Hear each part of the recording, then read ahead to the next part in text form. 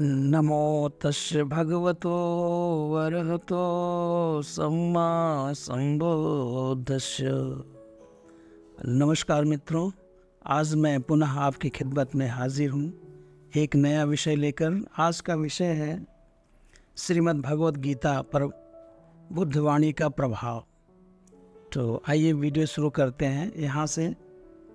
भारतवर्ष में वेदों के पश्चात जिस ग्रंथ की सबसे अधिक मान्यता है वह श्रीमद् भगवद गीता है। वेदों में भी ऋग्वेद सबसे प्राचीन माना जाता है, जिसका रचना काल 5000 वर्ष लगभग आंका गया है। हो सकता है इससे अधिक हो, इतना पुराना साहित्य विश्व में कहीं उपलब्ध नहीं है। गीता एक ऐसा सैद्धांतिक पक्ष प्रस्तुत करती है जो कपिल वेद व पतंजलि के सिद्धांत का निचोड़ है, ऐसा प्रसिद्ध और देवनागरी साहित्य में या 5 रत्नों में एक माना जाता है। भारत में से भगवान द्वारा दिया स्वयं का उपदेश ही माना गया है। भारत के हर घर में गीता की पुस्तक मिल जाएगी। भारत की अनेक भाषाओं में इसका अनुवाद हो चुका है। इतना ही नहीं, विश्व की अनेक भाषाओं जैसे लैटिन, ग्रीक, इटालियन और अंग्रेजी आदि में भी इसका अनुवाद हो चुका है। किंतु गीता का कोई स्वतंत्र अस्तित्व तो नहीं है, क्योंकि यह स्वयं में मूल ग्रंथ नहीं है। जैसे कि बुद्ध, ईसा व मोहम्मद साहब के निजी जीवन का प्रतिफल रूप हो अथवा वेद उपनिषद की भांति कोई खोज हो, इसका लेखक व रचनाकार अज्ञात है। यह किसी साकार भगवान की वाणी के रूप में युद्ध के मैदान में किसी कथित अर्जुन को दिए गए उपदेश के रूप में महाभारत महाकाव्य के भीष्म पर्व के कथानक के रूप में उपलब्ध है।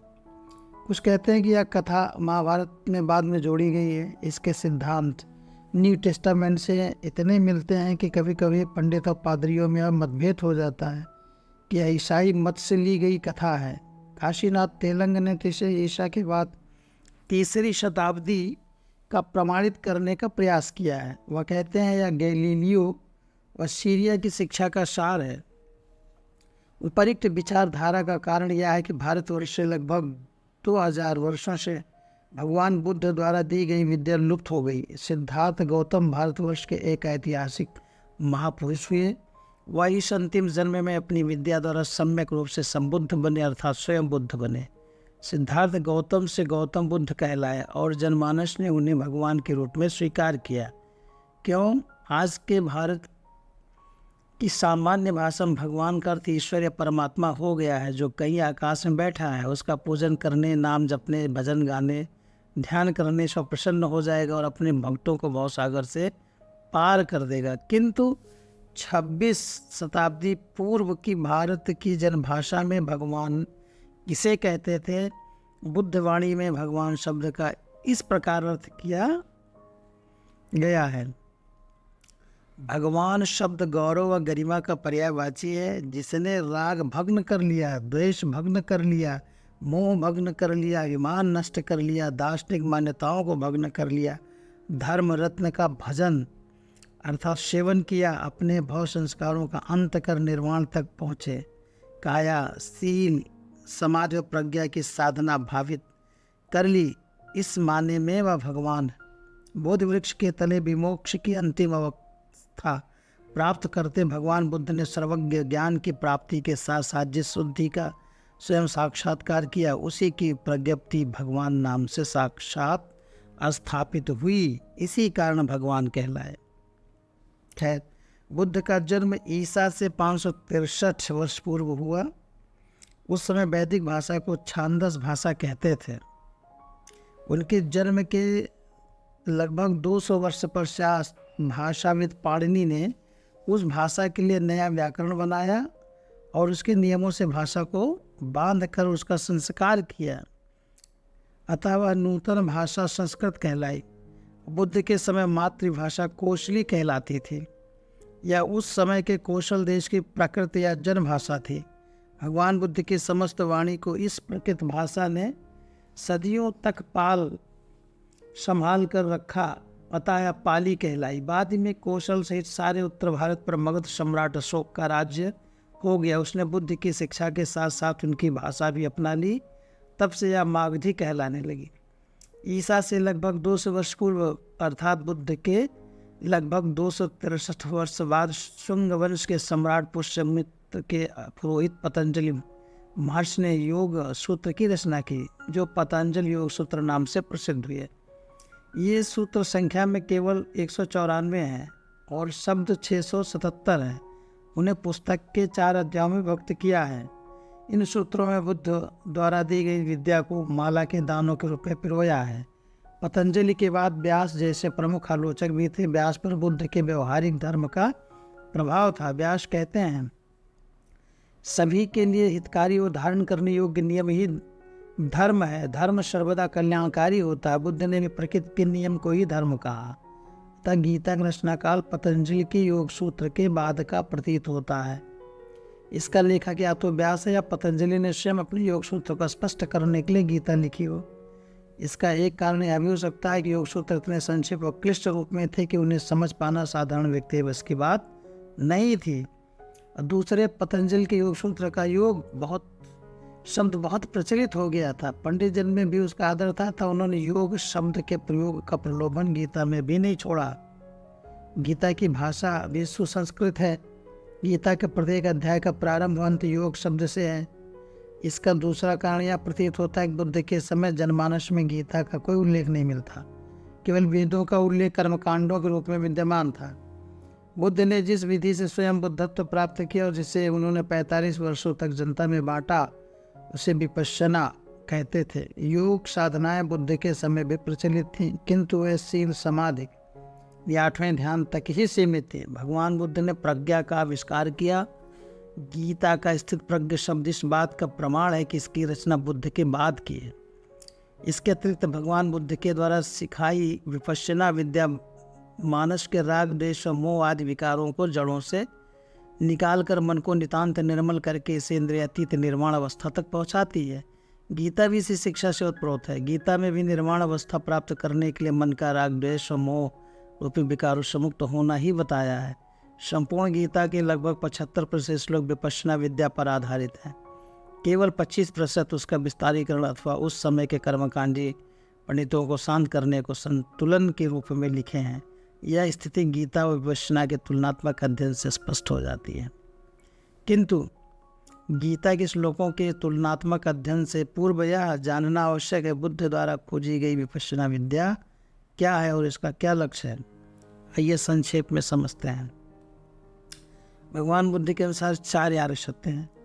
दुख आर्य सत्य है, यानी दुख जीवन की सच्चाई है, अर्थात जन्म भी दुख है, व्याधि भी दुख है, जरा भी दुख है, मृत्यु भी दुख है। दूसरा, दुख समुदय यानी दुख का कारण आर्य सत्य है।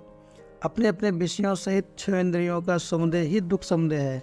जैसे चक्षु और रूप से चक्षु विज्ञानपत्ति होती है, तीनों के मिलने को स्पर्श कहते हैं। स्पर्श के प्रत्यय से वेदना, वेदना के प्रत्यय तृष्णा और तृष्णा के प्रत्यय से उपादान यानी आसक्ति, उपादान के प्रत्यय से भव, भव के प्रत्यय से जन्म, जन्म के प्रत्यय से जरा, मरण, शोक, परिदेव, दुख, दौर्मन्यस, उपायास उत्पन्न होते हैं। इसी प्रकार कान, नाक, जीवा, चक्षु, त्वचा और मन की इंद्रियों पर लोक का समुदय होता है, यानी दुख का समुदय होता है। इन 6 इंद्रियों का प्रपंच अर्थात उनके अपने अपने विषय, अपना अपना विज्ञान, स्पर्श और तजन्य वेदनाएं विलुप्त होती हैं, नष्ट होती हैं, अतः लोक कहलाता। तीसरे नंबर पर दुख निरोध आर्य सत्य, यानी तृष्णा के निरोध से उपादान यानी आसक्ति का निरोध हो जाता है, तो सारे लोकों यानी दुख का निरोध हो जाता है। चौथा आर्य सत्य दुख निरोध गामी प्रतिपदा आर्य सत्य। लोक यानी दुख निरोध का उपाय है अपने भीतर देखना यानी विपश्यना करना। इसके लिए शील में प्रतिष्ठित होकर मन को एकाग्र कर अपनी प्रज्ञा द्वारा विकारों का निष्कासन शुरू करना होता है। विपश्यना, पाली विपश्यना, पश्यना माने देखना। काया मन समुच्चय के स्वनिरीक्षण की यह एक क्रियात्मक अर्थात अपनी अनुभूति पर जानने की साधना है, ताकि हम उन मूलभूत भ्रांतियों को जान सकें जो हमारे सारे दुखों का मूल स्रोत है। भगवान बुद्ध की यह मूलभूत खोज थी कि जो कुछ मनोभाव यानी मन में उत्पन्न होता है शरीर पर होने वाली संवेदनाओं के साथ गुथा रहता है। अतः इन संवेदनाओं को जानना यथाभूत काया मन समुच्चय के वास्तविक स्वभाव को जानने के एक सक्षम माध्यम है। इसी को विपश्यना अर्थात विशेष रूप से देखना कहा गया है। आनापान साधना विपश्यना साधना की पूर्व भूमिका पाली भाषा में आन यानी सांस का आना, अपान यानी सांस का बाहर जाना, या आन और अपान जीवन के साथ जुड़ी एक सच्चाई है। सांस का मन और मन के विकारों के साथ गहरा संबंध है। इसी प्रकार शरीर पर होने वाली संवेदनाओं का हमारे मन के विकारों से गहरा संबंध है। ज्यों ज्यों हम सांस को जैसा भी वैसा ही देखते देखते और संवेदनाओं के प्रति जागृत रहते हैं, सुखद दुखद के प्रति कोई प्रतिक्रिया नहीं करते, तो विकारों का जड़ों से निष्कासन होने लगता है। और बिल्कुल निष्कासन होने के बाद मन जड़ों से निर्मल हो जाता है, क्योंकि वह विकार विहीन हो गया। यही विमुक्ति है, निर्वाण है। स्वानुभाव की इस विधि से किसी कर्मकांड व किसी आलंबन का स्थान नहीं है। वर्तमान में रहने से मन को सताने वाले विकार अपने आप कम होने लगते हैं। मन के महान वैज्ञानिक बुद्ध की यह देन है। भगवान बुद्ध के शब्दों में विपश्यना साधना की विधि इस प्रकार है। इस साधना संपूर्ण शारीरिक क्रियाओं की प्रज्ञा पूर्वक संपूर्ण जानकारी रखता है। शरीर पर होने वाली सुखद दुखद व अदुखद संवेदनाओं का अनुभव करता है, या जानता है मैं अनुभव कर रहा हूँ। संवेदनाओं के अनित्य इन उत्पन्न नष्ट होते स्वभाव को प्रज्ञा से देखता हुआ विहार करता है। इस प्रकार उसकी जागरूकता वर्तमान क्षण में प्रतिष्ठित होती है और उस सीमा तक बढ़ती है जहाँ केवल दर्शन केवल ज्ञान रह जाता है। वह ऐसा निसंग जीवन जीता है कि उसके लिए शरीर में आसक्त होने को कुछ नहीं रह जाता। यह विपश्यना करता हुआ विहार करता और यह सत्य अंतर्मन भी स्वीकार कर इसके प्रति राग द्वेष की प्रतिक्रिया करना छोड़ने लगता है। वह समाधिस्थ सजग है, सच्चाई को प्रज्ञापूर्वक संपूर्ण जानने वाला है। वह तीसराओं से वो मुक्त हुआ, परिनिर्वाण प्राप्त हुआ। सतीपट्ठान सुत्त। भगवान बुद्ध ने उस समय इस विद्या यानी क्रियात्मक विधि का नाम दिया सतीपट्ठान, अर्थात सत्य स्मृति जागरूकता।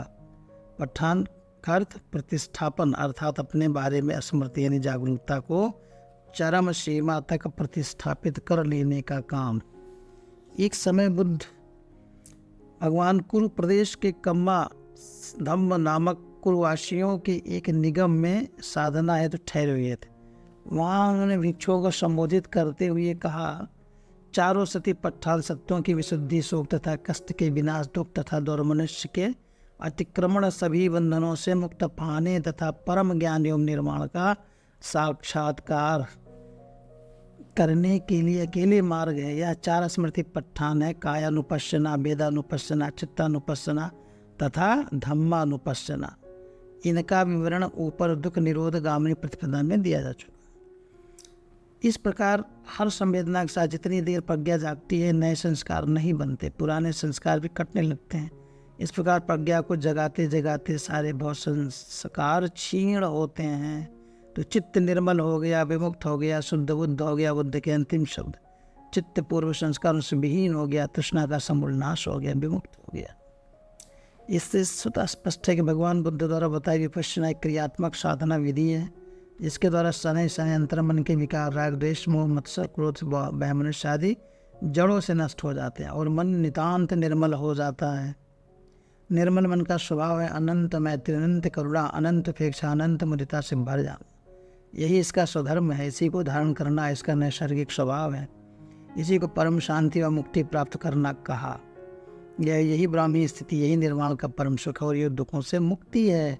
यही बुद्ध की शिक्षा का लक्ष्य है। जैसे पहले कहा जा चुका है, बुद्ध अपने समय में भगवान कहलाए, उनकी शिक्षा धर्म कहलाई। वह कहते थे जो मुक्ति पथ भगवान प्रदर्शित करते हैं वह धर्मयान कहलाता है। मुक्त अवस्था तक पहुँचाने वाला यह धर्मयान रूपी वाहन है। उनकी शिक्षा का नाम ही धम्मपद यानी धर्मपद है। धर्म पर चलने वाले को धार्मिक, धर्माचारी, धर्माविहारी कहा। गीता में भी धर्म के वाहन रथ में अर्जुन को सवार कर कृष्ण यानी भगवान ने उपदेश दिया, क्योंकि अर्जुन भी क्षत्रिय था और बुद्ध भी क्षत्रिय थे। अतः गीता में क्षत्रिय शब्द का प्रयोग प्रतीकात्मक लगता है। इसी प्रकार ब्रह्म शब्द का अर्थ है धर्म श्रेष्ठ, संबोधि प्राप्त प्राणी, अनंत मैत्री, करुणा, मुदिता तथा उपेक्षा का जीवन जीते हैं। इसीलिए इन चारों को ब्रह्म विहार कहते हैं। यही धर्म विहार है और स्वयं ब्रह्म बन जाते हैं। गीता में कथित ब्राह्मी स्थिति भी यही धर्माचार्य की स्थिति है। भगवान बुद्ध द्वारा सिखाई गई उपयुक्त साधना गीता के किसी न किसी श्लोक में अवश्य दर्शित है। यद्यपि गीताकार ने अपना नाम गुप्त रखा, किंतु गीता की धर्म शिक्षा को गुप्त नहीं रख सका। गीता के प्रथम श्लोक में उसने संकेत दिया कि धर्म क्षेत्र कुरुक्षेत्र, अर्थात गीता में केवल उस धर्म का वर्णन है जो भगवान बुद्ध ने कुरुक्षेत्र उपर्युक्त कुरु प्रदेश में भिक्षुओं को सिखाया, जिसका वर्णन ऊपर किया है। उन भिक्षुओं को जिन्होंने अहंकार छोड़कर शिष्यता स्वीकार ली। गीता में अर्जुन ने जब भगवान को कह दिया कि मैं आपका शिष्य हूँ, तभी यह धर्म साधना दी। लेखक द्वारा अपना नाम गुप्त रखने का एक कारण यह भी हो सकता है, बुद्ध के निर्वाण के पश्चात उस समय के लोभी कर्मकांडी लोगों ने अपने स्वार्थवश बहुत से भिक्षुओं की हत्या कर दी थी। अतः उन पंडितों की भावनाओं को ध्यान में रखते हुए संकेतों के माध्यम से बुद्ध की साधना का गीता में समावेश किया, ताकि कहीं बुद्ध की कल्याणकारी विद्या व्यवहार के अभाव में पृथ्वी से लुप्त ना हो जाए। उसने पंडितों की प्रसन्नता के लिए उसमें कहीं कहीं कर्मकांडों का भी प्रलोभन दे दिया, पर मूल साधना के सैद्धांतिक पक्ष के साथ कोई समझौता नहीं किया। उसे उसके मूल स्वरूप में पंडितों को भ्रम में डालने के लिए अपने शब्दों के जाल में प्रकट कर दिया। गीताकार जानता था कि यदि उसने अपना नाम उजागर कर दिया, हो सकता है कि गीता का अस्तित्व ही न रहता। उसे भगवान की वाणी कहकर उनके मुंह बंद कर दिए। इस कुरुक्षेत्र का शास्त्रों में भी बहुत महत्व दर्शाया गया है। कुछ संक्षिप्त संकेत इस प्रकार है कि कुरुक्षेत्र हस्तिनापुर के चारों ओर का मैदान है। कौरव पांडवों का पूर्वज कुरु इसका राजा था। जवाल उपनिषद में इसे प्राणियों का ब्रह्म सदन अर्थात मोक्ष प्राप्ति का स्थान कहा है। सत्यपथ ब्राह्मण में कुरुक्षेत्र परमात्मा देव के पूजने का स्थान है। वैशंपायन के अनुसार जो प्राणी यहाँ तप साधना करें वे देह त्याग कर अक्षय ब्रह्म पद को प्राप्त होंगे। इस क्षेत्र की मूल धूल के कण भाव से उड़कर यदि दुष्कर्म करने वाले के शरीर पर जा पड़ेंगे तो वे उन्हें भी परम गति की ओर ले जाएंगे। मनुस्मृति में कहा है कि इस क्षेत्र के ब्राह्मणों से पृथ्वी के सारे मनुष्य अपने अपने आचरण सीखें। कहीं कहीं अर्जुन को भी कुरुक्षेत्र कुरुश्रेष्ठ कहा है। क्यों ना हो ऐसा कुरु प्रदेश जहाँ भगवान बुद्ध के धर्म के परमाणु और मंडल के कण कण में विद्यमान हैं। गीता में प्रत्येक अध्याय के अंत में योग शब्द का प्रयोग हुआ और कृष्ण को भगवान कहकर भी संबोधित किया है। हर बार भगवान उवाच ही कहा है, कृष्ण उवाच नहीं। इससे भी स्पष्ट है कि गीता में बुद्ध को ही भगवान नाम से संबोधित किया गया है। बुद्ध भगवान ने स्वयं अपने को सारथी व वैद्य बताया। वह केवल मार्ग दिखा सकते हैं, यानी मार्गदाता हैं, दवा दे सकते हैं। चलना तो साधक को स्वयं ही पड़ेगा। तथागत को केवल मार्ग आख्यात करते हैं। धम्म पद 276 से उदाहरण। धर्म के मार्ग पर कोई कठिनाई होगी तो वह उसको दूर करने में सहायक होंगे। यही कार्य गीता में कृष्ण के द्वारा सारथी मार्गदर्शक रूप में कराया गया है। धर्म के मार्ग पर चलना युद्ध करना जैसा ही, इसीलिए युद्ध की कल्पना की गई। प्रत्येक अध्याय के अंत में ब्रह्म विद्या व योग शब्द का प्रयोग भी यह दर्शाता है कि सारी गीता धर्म समझाती है। जैसा बुद्ध ने सिखाया, धर्म विपश्यना की अंतिम स्थिति को उस समय वही ब्रह्म विहार भी कहते थे। गीता के अंतिम 18वें अध्याय के 17वें श्लोक में स्पष्ट कहा है, गीता शास्त्र धर्म में संवाद है। हिंदू शास्त्र में तृष्णा के क्षय को ही मोक्ष का मार्ग कहते हैं। वही बुद्ध की शिक्षा में तृष्णा की जलन की समाप्ति ही निर्वाण प्राप्ति का अंतिम लक्ष्य है। उपरोक्त वर्णन से स्पष्ट प्रमाणित होता है गीता का रचनाकाल भगवान बुद्ध के बाद का है। उपरिक्त विवरण से यह भी स्पष्ट है कि विपश्यना धर्म की क्रियात्मक साधना पद्धति है, जिसका हर कदम सत्य के सहारे अपनी अनुभूति पर प्रकट होता है। क्योंकि भगवान बुद्ध की सारी शिक्षा स्वानुभूतियों पर आधारित है, शास्त्र वचन प्रमाण की अन्य मान्यता पर नहीं। यह सर्वविदित है कि पहले व्यवहारिक सत्य अनुभव किया जाता है, बाद में सैद्धांतिक पक्ष प्रतिपादित होता है। यही प्रत्येक आलेख का नियम है। इस प्रकार गीता धर्म का सैद्धांतिक पक्ष प्रस्तुत करती है और विपश्यना उसकी क्रियात्मक विधि बताती है। एक दूसरे के पूरक हैं। गीता में कुल 700 श्लोक हैं जो 18 अध्याय में विभक्त हैं। इन 700 श्लोकों में 125 संजय व अर्जुन द्वारा बोले गए हैं। धृतराष्ट्र द्वारा व शेष श्लोक भगवान की वाणी के रूप में हैं। इन सारे श्लोकों में किसी न किसी रूप में अप्रत्यक्ष या प्रत्यक्ष विपश्यना ही दर्शाई गई। नीचे संक्षेप में बुद्ध वाणी एवं गीता के कुछ श्लोकों का तुलनात्मक अध्ययन प्रस्तुत किया जा रहा है, जिससे स्पष्ट हो जाएगा कि गीता में बुद्ध वाणी का कितना समावेश है। अर्थात दोनों एक ही सिक्के के दो पहलू हैं। बुद्ध वाणी भिक्षुओं, पहले भी अब भी मैं केवल दुख और दुख निरोध के उपायों का ही उपदेश देता हूँ। गीता का प्रथम अध्याय विवाह विषाद युग के नाम से अर्जुन करुणा से व्याप्त आंसुओं से पूर्ण व्याकुल नेत्र एवं विषाद शोक से इतना पीड़ित हो गया, भगवान की शरण होकर कहता है कि मेरी इंद्रियों के सुखाने वाले शोक को दूर करने का उपाय बताएं। अध्याय 2 के 7-8 श्लोक में भगवान ने बुद्धि की भांति उसके दुख के कारण आसक्ति यानी तृष्णा को दूर करने के लिए पहले उसे सांसारिक आसक्ति में अपनी युक्तियों द्वारा नित्य भाव दर्शाया। तृष्णा से मुक्ति ही, क्योंकि तृष्णा ही दुख की जननी है, दुख दूर करने का उपाय, और फिर प्रज्ञा जगाकर उसका मार्ग बताया, जिसे जानकर उसे कहना पड़ा कि मेरा मोह नष्ट हो गया और मैंने स्मृति प्राप्त कर ली। अध्याय 18 श्लोक 77। सारी गीता में अर्जुन के शोक को दूर करने का उपाय ही भिन्न भिन्न तरीकों से बताया गया है। बुद्ध महासुदर्शन सूत्र 32 देखिए, ये सभी संस्कार नित्य हैं, इनका उत्पाद एवं नाश होता रहता है, ये उत्पन्न होकर निरुद्ध हो जाते हैं, इसलिए इनकी कामना तृष्णा व्यर्थ है, उनमें राग करना व्यर्थ है, उनमें आसक्त होना व्यर्थ है, अतः इनका सर्वथा शांत हो जाना ही कल्याणकर है। अब गीता में देखिए, अध्याय 2 के श्लोक 11 से अंत तक भगवान ने अर्जुन को यही अनित्यता का बोध अपने अकाट्य भिन्न भिन्न तर्कों द्वारा कराया। अंत में श्लोक 71-72 में उन्होंने स्पष्ट कह दिया कि कामनाओं यानी आसक्ति तृष्णा को त्याग कर विचरने वाला व्यक्ति ही परम शांति को प्राप्त होता है, और यही ब्रह्म को प्राप्त हुई पुरुष की स्थिति है। आइए और देखते हैं, बुद्ध धम्मपद 380 से उदाहरण लेते। व्यक्ति स्वयं ही अपना स्वामी है, स्वयं ही अपनी गति शरण है, इसीलिए अपने आप को संयत करें, वैसे ही जैसे कि अच्छे घोड़ों का व्यापारी अपने घोड़ों को करता है। अब आइए गीता के अध्याय 5 श्लोक 14-15 में क्या कहा गया देखते हैं। संसार के न कृतित्व को, न कर्म को, न कर्म फल के संयोग को प्रभु रचता है, किंतु स्वभाव प्रवृत्त होता है। प्रभु न किसी के पाप को लेता और न पुण्य को, अज्ञान से ज्ञान ढका हुआ है, उससे लोग धोखा खाते हैं। इसी को गीता अध्याय 6 के श्लोक 5 इस प्रकार कहा गया है, मनुष्य अपने से अपना उद्धार करे, अपने को नीचे ना गिरावे, क्योंकि स्वयं ही स्वयं का बंधु है और स्वयं ही स्वयं का शत्रु है। और आइए उदाहरण ले, धम्मपद 277 व 374 से भगवान बुद्ध कहते हैं, सारे संस्कार अनित्य हैं, यानी जो कुछ उत्पन्न होता है वह नष्ट होता है। इस सच्चाई को जब कोई प्रज्ञा विपश्यना से देख या जान लेता है, तब उसको दुख से निर्वेद प्राप्त होता है, अर्थात दुख क्षेत्र के प्रति भोक्ता भाव टूट जाता है। ऐसा यह विशुद्धि या विमुक्ति का मार्ग है। साधक जब जब सम्यक सावधानता से शरीर और चित्त स्कंधों के उदय व्यय रूपी अनित्यता की विपश्यना द्वारा अनुभूति करता, तब तब उससे प्रीति प्रमोद अध्यात्म सुख की उपलब्धि होती है, ज्ञानियों के लिए अमृत है।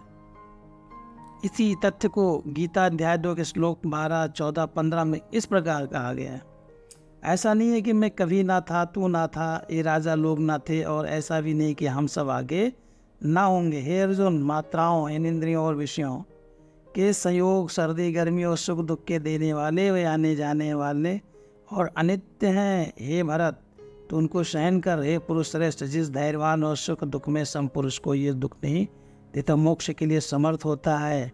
यही तथ्य गीता अध्याय 5 के श्लोक 25 और 26 में भी समझाया गया है। बुद्धवाणी महासतिपट्ठान सूत्र 9 से उदाहरण लेते हैं। एक साधक गमन आगमन करता हुआ, अवलोकन विलोकन करता हुआ, शिकोड़ता फैलाता हुआ, संघाटी पात्र चीवर धारण करता हुआ, चबाता खाता पीता स्वाद लेता हुआ, पखाना पेशाब करता हुआ, चलता खड़ा होता, बैठता लेटता, सोता जागता, बोलता और मौन, वह प्रज्ञापूर्वक संपूर्ण जानकारी रखता है। वह शरीर पर होने वाली सुखद दुखद असुखद दुखद संवेदना का अनासक्त होकर अनुभव करता है। संवेदनाओं के समुदय व्यय धर्म उत्पन्न विनष्ट होने के स्वभाव को देखता हुआ विहार करता है। उसकी यह जागरूकता उस सीमा तक बढ़ती है जहाँ केवल दर्शन और केवल ज्ञान रह जाता। यह ऐसा निसंग जीवन जीता है, किसी लोक में यानी शरीर में आसक्त होने के लिए कुछ भी नहीं रहता। वह संवेदनाओं की विपश्यना करता हुआ विहार करता है। वह तृष्णाओं से मुक्त हुआ, संवेदना के प्रति राग छूट गया, यही संवेदना का मोक्ष है, वह परिनिर्वाण प्राप्त हुआ। इसी तथ्य को गीता के अध्याय 5 के श्लोक 8, 9, 10 में कहा है कि मैं कुछ भी नहीं करता, ऐसा तत्ववेत्ता विपश्यना द्वारा मानता है। वह देखता हुआ, सुनता, स्पर्श करता, सूंघता, खाता, चलता, सोता, श्वास लेता, बोलता, त्यागता, ग्रहण करता, नेत्र खोलता, मींचता हुआ भी यह जानता कि इंद्रियों के अर्थों में अर्थात अपने अपने विषयों में वर्त रही है और कोई प्रतिक्रिया नहीं करता, केवल इंद्रियों के विषयों के दृष्टा भाव से जानकारी रखता है। अष्टावक्र गीता भी सूत्र रूप में यही कहती है, साक्षी हो जाना ही ध्यान है। जहाँ कर्ता छूट जाता है, तुम सिर्फ देखने वाले रह जाते हो, भी साक्षी भाव है। दृष्टा भाव हो जाने में ही दर्शन है, दृष्टा मात्र हो जाने में ही ध्यान है, और दृष्टा मात्र हो जाने में ही ज्ञान है। वास्तव में उपरोक्त विवरण अध्याय 5 के श्लोक 7 का ही स्पष्टीकरण है, जिसमें कहा है कि जितेंद्रिय व निर्मल चित्त का स्वामी ही सबका हितैषी होता है, और ऐसा अनंत करुणा, मैत्री, मुदिता, उपेक्षा से पूर्ण व्यक्ति कर्म करते हुए भी उसमें लिप्त कैसे हो सकता है? यही विपस्सी साधक की स्थिति है। राह में सड़क के बीच खड़े होकर एक सन्यासी को बुद्ध ने कुछ शब्दों में धर्म की शिक्षा दी। इसमें सारी बुद्धवाणी समाई हुई है। इस प्रकार अभ्यास करना सीख, देखने में मात्र देखना ही हो, सुनने में मात्र सुनना ही हो। इसी प्रकार सूंघने में मात्र सूंघना, चखने में मात्र चखना, छूने में मात्र छूना और जानने में मात्र जानना ही हो। अर्थात 6 इंद्रियों पर जिस क्षण जो हुआ केवल उसकी जानकारी मात्र होकर रह जाए, उस क्षण वही जाने, कोई प्रतिक्रिया ना करे। गीता में यही शिक्षा अध्याय 12 के श्लोक 16 में व अध्याय 3 के श्लोक 34 में इस प्रकार दी है। प्रत्येक इंद्रिय के विषयों में राग और द्वेष छिपे हुए स्थित हैं। उन दोनों के वश में नहीं होना चाहिए, क्योंकि वे दोनों मार्ग में विघ्न डालने वाले हैं। अतः जो पुरुष इस प्रकार के सारे आरंभ अर्थात इंद्रियों का विषय आते उसमें आसक्त न केवल दृष्टा मात्र होकर रहेगा, त्यागी है, वही मेरा प्रिय भक्त है, क्योंकि वह कांक्षा से रहित, बाहर से भीतर से पवित्र है, चतुर है, पक्षपात से रहित और सारे दुखों से छूट जाता है। यही बात गीता के अध्याय 5 के श्लोक 8, 9, 10 में भी दोहराई गई है। बुद्धवाणी। आइए एक और उदाहरण। धर्म की राह चलने वाला साधक यदि भूखा है तो वह ध्यान साधना नहीं कर सकता। अतः बुद्ध ने मध्यम मार्ग का सहारा लिया, जिसे उन्होंने मध्यम प्रतिपदा कहा। यह अतियों की ओर नहीं झुकती, न देह दंडन के निरर्थक दुखों से पीड़ित होने की ओर। अतः उन्होंने अंतिम पराकाष्ठा के दोनों छोड़ दिए। इसी बात को गीता के अध्याय 6 के श्लोक 16-17 में इस प्रकार कहा गया है। यह योग ना तो बहुत खाने वाले का, ना बिल्कुल खाने वाले का, ना बहुसैन करने के स्वभाव वाले का, और न सदा जागने वाले का ही सिद्ध होता है। दुखों का नाश करने वाला या योग यथा योग या हार विहार करने वाले का, कर्मों में यथा योग चेष्टा करने वाले का, और यथा योग्य सोने तथा जागने वाले का ही सिद्ध होता है। अतः गीता में भी उपरोक्त मध्यम प्रतिपदा को ही अपने शब्दों में व्यक्त किया गया है। एक और बुद्धवाणी। भगवान बुद्ध से जब किसी ने पूछा कि हमारा सच्चा सुख क्या है, तो उन्होंने उत्तर दिया, जीवन में अनेक प्रकार के उतार चढ़ाव, ऊंच नीच आते हैं, दुखद परिस्थितियां भी आती है, सुखद भी आती हैं, जय पराजय भी होती है, लाभ हानि भी होते हैं, मान अपमान भी होता है। इन सब का हमें सामना करना होगा। पर देखना यह है कि क्या हम हर परिस्थिति में मन का संतुलन खोए बिना मुस्कुरा सकते हैं। बस यही सच्चा सुख है, अर्थात सर्वथा विपरीत अवस्थाओं में भी मन की समता बनाए रख सके, किंचित भी विचलित ना हो, रंच मात्र भी दौड़ मनुष्य ना जागे, तो यही सही वाले में विपस्सी साधक है। यही विपस्सी साधक की अंतिम स्थिति है, अर्थात साधक प्रत्येक स्थिति में अपनी प्रज्ञा में स्थित है। इसी को इंद्रियातीत अवस्था, निर्वाण प्राप्ति और ब्राह्मी स्थिति की संज्ञा दी गई है। अब इसी शिक्षा को गीता के अध्याय 2 के श्लोक 48, 50, 51, 53, 55, 56, 57, 58, 61 और 68 में स्थित प्रज्ञ और स्थिर बुद्धि शब्दों से संबोधित किया गया है। गीता में वर्णित ब्रह्मवेत्ता, कर्मयोगी, ज्ञानी, भक्त योगी सारे पर्यायवाची शब्द हैं। सबकी स्थिति एक ही है। हर स्थिति में संबुद्धि योग शब्द की परिभाषा ही संबुद्धि में रहना की गई है। ऐसा अध्याय 4 के श्लोक 22 में भी कहा गया है। अध्याय 5 के श्लोक 5 में भी स्पष्ट है कि सांख्य योगी और कर्मयोगी की अंतिम स्थिति एक ही है। इसी को भिन्न भिन्न नामों से संबोधित किया है। गीता के अध्याय 12 के श्लोक 12 से 20 तक, अध्याय 18 के श्लोक 54 में भी स्पष्ट किया है किन किन लक्षणों से युक्त व्यक्ति भगवान का प्रिय भक्त है। पहले वर्णित सारे लक्षणों का ही समावेश है। अतः विपस्सी साधक के लक्षणों स्थित प्रज्ञ, ज्ञानी, तत्ववेत्ता, ब्रह्मवेत्ता, कर्मयोगी व भक्त के लक्षण एक समान है। इनमें कोई अंतर नहीं है। इसी प्रकार ब्रह्मवेत्ता पर ब्रह्म की स्थिति की व्याख्या अध्याय 5 के श्लोक 19-20 में स्पष्ट की गई है। अध्याय 6 के श्लोक 32, 33, 44 में भी इसी मन की समता का उल्लेख है। इस प्रकार गीता के अनेक अध्यायों में विभिन्न श्लोकों द्वारा इसी समता की स्थिति की पुनरावृत्ति है। विपश्यना शब्द का प्रयोग ही गीता में लगभग 34 बार हुआ है। यज्ञ शब्द का भी अर्थ कोई कर्मकांड न होकर उसे विज्ञान यज्ञ की संज्ञा दी गई है। गीता अध्याय 4 के 33 और अध्याय 18 के 70वें श्लोक में। इस प्रकार गीता में भक्त वही है जो प्रत्येक परिस्थिति में समता में रहता है, वही भगवान को प्रिय है। भगवान बुद्ध ने कहा, मैं धर्म सिखाता हूँ। निर्मल चित्त का आचरण ही धर्म है। चित्त का विकारों से मुक्त होना ही धर्म है, अर्थात चित्त का निर्मल होना ही धर्म है। निर्मल रहना चित्त का नैसर्गिक स्वभाव है। पर यह कैसे हो, इसी के लिए बुद्ध ने विपश्यना विद्या की खोज की, जिसके द्वारा क्रियात्मक रूप से सिखाया कि चित्त निर्मल कैसे हो। राग, द्वेष, मोह रूपी विकार, अन्य विकार इन्हीं तीनों के अंतर्गत आते हैं। चित्त में भरे हैं ने विपश्यना क्रियात्मक विधि द्वारा दूर करना सिखाया। चित्त के विकार जब दूर हो जाते, चित्त निर्मल हो जाता है और चंचल चित्त अपने अधीन होता है, अर्थात हम उसके स्वामी हो जाते हैं। और जब अंतर मन में शांति आती है, यही जन्म मरण के भय से मुक्ति व निर्माण का सुख है। किसी वस्तु की तृष्णा ही राग है और उसके नष्ट होने का भय ही द्वेष है। तथा इसकी अनित्यता की अनुभूति न होना ही मोह अज्ञान है। इनको दूर करने की क्रिया ही विपश्यना कहलाती है। इसी विपश्यना को सैद्धांतिक सूत्र में गीता इस प्रकार कहती है कि प्रकृति के 3 गुण वेदों में वर्णित हैं, सत्व, रज और तम। उन्हीं गुणों की कामना रखने वालों के लिए या कहे गए, अर्जुन तू इन कामनाओं से दूर रहे और द्वंद्व, दुख, सुख, लाभ, हानि, जय पराजय, मान अपमान, शीत उष्ण आदि से रहित हो तथा अपने मन में समता रखते हुए ज्ञानी मत बन। तो योग अप्राप्य वस्तु के ग्रहणोपार्जन, क्षेम, उसकी रक्षा के विचार से रहित हो। इस प्रकार तो स्वयं में अर्थात अपने धर्म निर्मल चित्त में स्थित रहेगा। गीता अध्याय 2 श्लोक 45।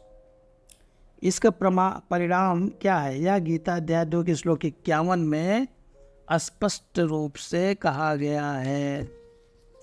ऐसा संबुद्धि पुरुष कर्मों के फल पाप पुण्य को त्याग कर जन्म रूप बंधन से मुक्ति पाता है, जिसे परम पद कहा जाता है। ऐसे विकार रहित परम निर्वाण को प्राप्त होता है, जो परम अविनाशी आनंद पद है। कितनी समानता है गीता के वचनों विपश्यना की क्रियात्मक विधि द्वारा प्राप्त अंतिम लक्ष्य में। अध्याय 2 के श्लोक 70, 71, 72 में से इस प्रकार कहा गया है, जो पुरुष समुद्रवत अचल है और कामनाओं के प्राप्त होने पर विचलित नहीं होता, वह अहंकार ममता रहित है, वही शांति को प्राप्त होता है और यही ब्राह्मी स्थिति है। विपश्यना द्वारा किस प्रकार निर्वाण निर्णयतीत अवस्था प्राप्त होती है, इसे समझाने के लिए देखना है कि विपश्यना साधना किस प्रकार चित्त को जड़ों से निर्मल करती है और जड़ें कहाँ हैं। सारा संसार हमारे 3.5 हाथ की काया में समाया हुआ है। इसका अनुभव हमें शरीर और इच्छेंद्रियों के संपर्क से ही होता है। आँख, कान, नाक, जीभ, त्वचा और मन से ही हमारा लोक संपर्क है। इसे कान के दरवाजे पर कोई सब टकराया तो मानस के एक खंड ने अपना सिर उठाया, कुछ हुआ। इतने में मानस का दूसरा खंड जागता अर्थात स्थित होकर पहचानता शब्द है, साथ ही वह मूल्यांकन भी करता है कि अच्छा या बुरा। जैसे मूल्यांकन हुआ, तीसरा खंड जो संवेदनशील है अनुभव करने लगा, सुखद हुआ, दुखद संवेदना को उसे भोगने लगता है। अंत में मानस का चौथा खंड प्रतिक्रिया करने लगा। सुखद संवेदना हुई तो राग की और दुखद हुई तो द्वेष की। इस प्रकार राग द्वेष की वृद्धि होती है और यही भवचक्र है। इसी को कर्म संस्कार कहा है। उस समय की भाषा में इसे विज्ञान, संज्ञा, संवेदन, संस्कार कहा। यही जन्म बंधन का कारण है। ये संस्कार प्रतिक्षण अंतर्मन की गहराइयों यानी अचेतन चित्त में एकत्र होते रहते हैं। उस समय की भाषा में चेतन अचेतन न कहकर परिमित केवल 5% और अपरिमित चित्त कहा गया। यही अचेतन चित्त प्रतिक्षण चेतन रहता है और शरीर की संवेदनाओं के प्रति और प्रतिक्षण राग द्वेष के विकार जगाता रहता है, जिसका चेतन चित्त को पता ही नहीं चलता। इसी राग द्वेष की प्रतिक्रिया को विपश्यना साधना द्वारा तोड़ा जाता है। जब साधक तटस्थ भाव से इस संवेदना का निरीक्षण करना सीख जाता है और कोई प्रतिक्रिया नहीं करता तो राग द्वेष का स्वभाव टूटने लगता है। नए संस्कार नहीं बनते और पुराने क्षीण होने लगते हैं। यह प्रकृति का नियम है। इस प्रकार चित्त जड़ों से निर्मल हो जाता है और साधक इंद्रियातीत निर्वाण अवस्था को प्राप्त करता है। गीता ने अध्याय 15 के श्लोक 10 में विपश्यना की इसी क्रियात्मक साधना का बड़े विलक्षण रूप से सैद्धांतिक पक्ष प्रस्तुत किया है। उत्क्रामंतम स्थितम वापि भुंजा नम वा गुणान्वितम अभिमूढ़ा नानुपश्यन्ति पश्यन्ति ज्ञान चक्षुषा। जैसे किसी इंद्रिय के द्वार पर खटका हुआ तो मनस का एक खंड उठ खड़ा हुआ, उत्क्रमान दूसरे खंड ने स्थित होकर स्थित देखा क्या हुआ और उस विषय का मूल्यांकन किया। मूल्यांकन के साथ ही तीसरा खंड उसे भोगने तो जान लगा अर्थात अनुभव करने लगा। तभी मानस का चौथा खंड सुखद दुखद की प्रतिक्रिया करने लगा तो गांठों पर गांठें बनने लगी। गुणा अनिमितम। विमूढ़ लोग विपश्यना नहीं कर सकते, जो विपश्यना करते हैं उनके ज्ञान चक्षु खुलते हैं। आगे श्लोक 11 में कहा गया गीता में, या तंतु योगिनश्चनं अपश्चान आत्मन स्थितम या तंतु अपकृतात्मानो नैनम पश्यन् चेतसा। जिनके ज्ञान चक्षु खुलते हैं वह पुनः विपश्यना द्वारा अपना अंतःकरण निर्मल करते हैं, किंतु जिनका अंतःकरण निर्मल नहीं है वह विपश्यना नहीं कर सकते। जब विपश्यना नहीं करते इंद्रियातीत निर्वाण अवस्था प्राप्त नहीं होते। जैसे पहले भी मैंने कहा, आनापान विपश्यना साधना की पूर्व भूमिका है ध्यान व चित्त को एकाग्र करने की।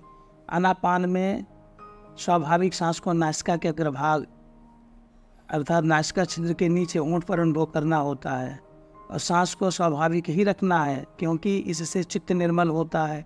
इसी तथ्य को गीता के अध्याय 5 श्लोक 27-28 व अध्याय 6 के श्लोक 12-13 में बिल्कुल इसी रूप में समझाया गया है। केवल स्वाभाविक के स्थान पर सम शब्द का प्रयोग किया है। प्राणापानो समो त्वा नासाभ्यंतरचारिणो और संप्रेष्य और नासिकाग्र स्वयं पिछले 2000 वर्षों से अनुवादकों ने इसके अर्थ ही बदल दिए। भगवान बुद्ध ने ब्राह्मण शब्द की परिभाषा धम्मपद 383 से 423 में स्पष्ट रूप से की है। आइए 1-2 उदाहरण लेते हैं। जिसके पार भीतर के 6 आयतन, अपान अपार बाहर के 6 आयतन या पार अपार, ये दोनों ही अर्थात मैं मेरे का भाव नहीं है, जो निर्भय और अनासक्त हैं उसे ब्राह्मण कहता हूँ। ना जटा से, ना गोत्र से, ना जन्म से ब्राह्मण होता है। इसमें सत्य और धर्म है, वही पवित्र और वही ब्राह्मण है जो शरीर वाणी मन से दुष्कर्म नहीं करता। जो इन तीनों क्षेत्रों में संयम युक्त है उसे मैं ब्राह्मण कहता हूँ। न जन्म से कोई चंडाल होता है, न जन्म से कोई ब्राह्मण, कर्म से चंडाल होता है और कर्म से ब्राह्मण है। गीता में अध्याय 18 के श्लोक 41-42 में भी यही कहा। ब्राह्मण क्षत्रिय वैश्य और शूद्रों के कर्म और स्वभाव से उत्पन्न गुणों द्वारा विभक्त किए गए। इंद्रियों का निग्रह, धर्म पालन, अंतःकरण की शुद्धि, सात्विक कर्म करना, सत्व का अनुभव करना, ये ब्राह्मण के स्वाभाविक गुण है। भगवान बुद्ध कहते हैं, बुद्धि की शरण जानने का क्या अर्थ है? यह धम्मपद 192 व 276 में स्पष्ट किया गया।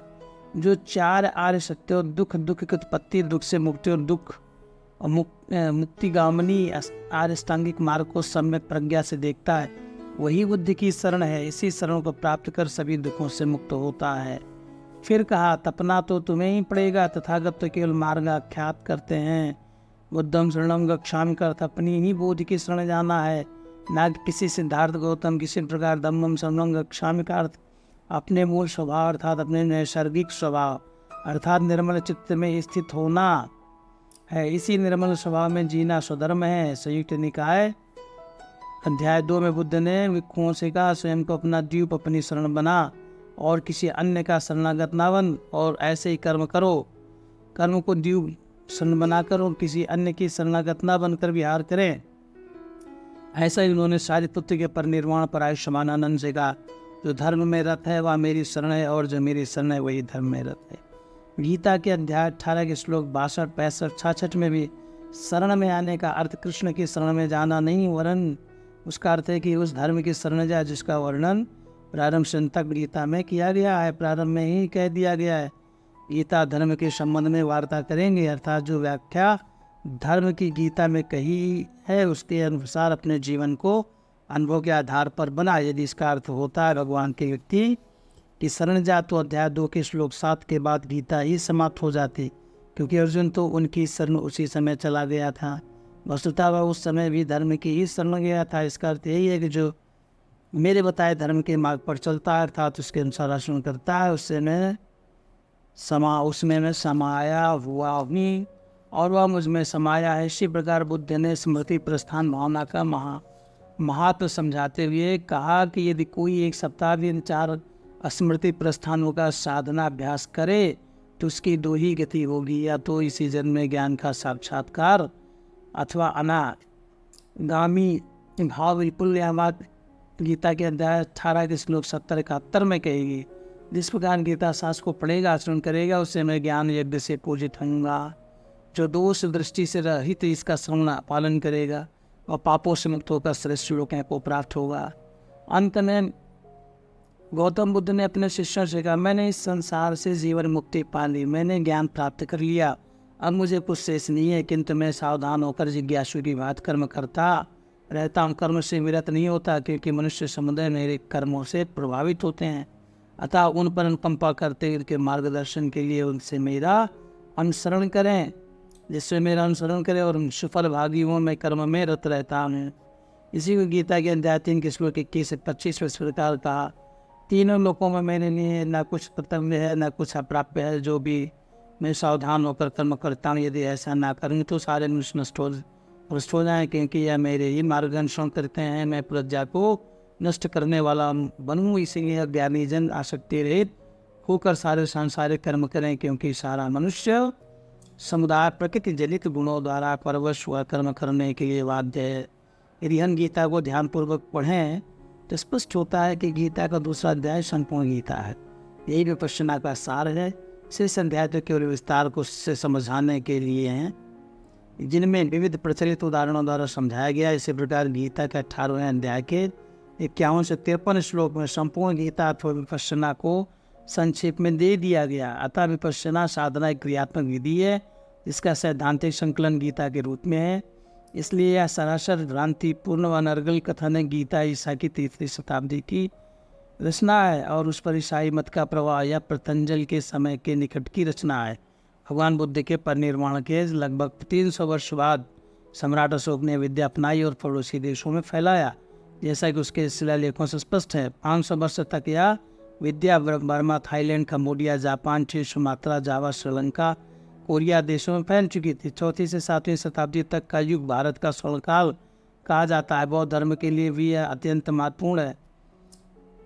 पहला चीन यात्री फायान सन 399 भारत आया और 15 वर्षों तक रहा। उसके पश्चात कई यात्री आए, उन्होंने अपने अपने शब्दों में इसका उल्लेख किया, जिससे स्पष्ट होता है कि इस विद्या का प्रभाव ईसाई और मुस्लिम धर्म पर पड़ा होगा, क्योंकि यह मत बाद में प्रचलित हुई है।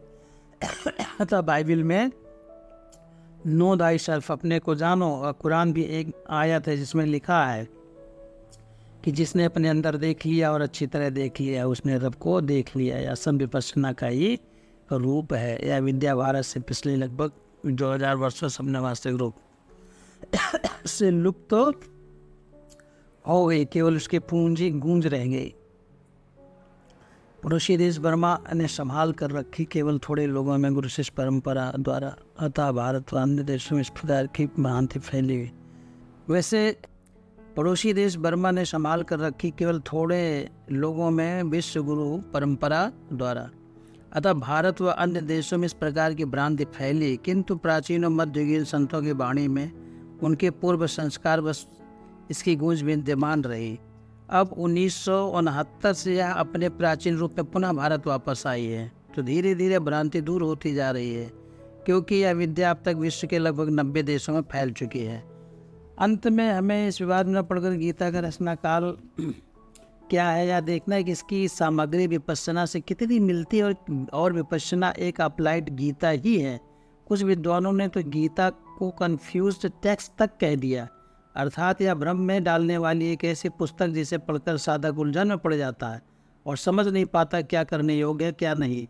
यह सब उनके विपश्यना का ज्ञान ना होने के कारण ही है। जब उन्हें विपश्यना का ज्ञान हो जाएगा तो उनका यह भ्रम दूर हो जाएगा, क्योंकि गीता का एक एक श्लोक विपश्यना से किसी न किसी रूप में ओतप्रोत है, उसमें कोई उलझन जैसी चीज़ है ही नहीं। उसका प्रत्येक शब्द स्फटिक की बात स्पष्ट है। जैसे पहले कहा जा चुका है, गीता के अध्याय 2 श्लोक 51 में कहा गया कि समबुद्धि से युक्त ज्ञानी जन कर्मों से उत्पन्न होने वाले फल को त्याग कर जन्म रूप बंधन से मुक्त हो निर्विकार परम पद को प्राप्त होते हैं। इसका अर्थ है कि जो संबुद्धि है वही ज्ञानी है और वही कर्मफल का त्याग करते हैं और वही जन्म बंधन से मुक्त होते हैं, अर्थात जन्म पुनर्जन्म उनका नहीं होता। ऐसा ही व्यक्ति विकारों से रहित हो जाता है और विकारों से रहित होना ही परम पद परम शांति की स्थिति है। श्रीमद् भागवत में भी कहा गया, जो राग द्वेष से ग्रस्त है उसे भगवान कृपा शांति प्राप्त नहीं हो सकती। यह बात तो सिद्धांत रूप में कही गई है, पर यह सब हो कैसे? इसके लिए भगवान बुद्ध ने क्रियात्मक विधि बताई, जिसका नाम विपश्यना दिया, अर्थात उपरोक्त अवस्था तक पहुँचने का अष्टांगिक मार्ग शीर्षमार्ग प्रज्ञा की क्रियात्मक विधि विपश्यना है। इस प्रकार भगवान बुद्ध ने पहले इस विद्या द्वारा मैं की आसक्ति छोड़ने की क्रिया यानी विधि सिखाई। साधक अनुभूति के स्तर पर अंतर्मुखी होकर जब अंदर की सच्चाई देखने लगा कि सारा ठोस दिखने वाला संसार नन्हे नन्हे परमाणुओं से बना है और ये परमाणु भी ठोस नहीं है, उत्पन्न होते हैं, नष्ट होते हैं। इन छोटे छोटे कणों को उस समय की भाषा में अष्टकलाप अर्थात भौतिक जगत की नन्ही से नन्ही इकाई, इनमें 8 बातें जुड़ गई। 4 भौतिक तत्व पृथ्वी जल वायु अग्नि अपने अपने गुण धर्मों के साथ। यह कलाप भी ठोस नहीं, तरंग ही तरंग है। उनका भी उदय वह इतनी तीव्र गति से हो रहा है कि पलक झपकने पर ये कलाप अनेक शत सहस्त्र कोटि बार उत्पन्न होकर नष्ट हो जाते हैं। तनुभूति के स्तर पर यह प्रतीत होने लगता है कि जिनके प्रति आसक्ति कर रहे हैं वह तरंगे ही तरंगे हैं। सारे लोग प्रज्वलित ही प्रज्वलित हैं, सारे लोग प्रकंपित ही प्रकंपित हैं। तब अनात्म बोध जागता है और अहम समाप्त होता है, मैं मेरे की आसक्ति नहीं रहती।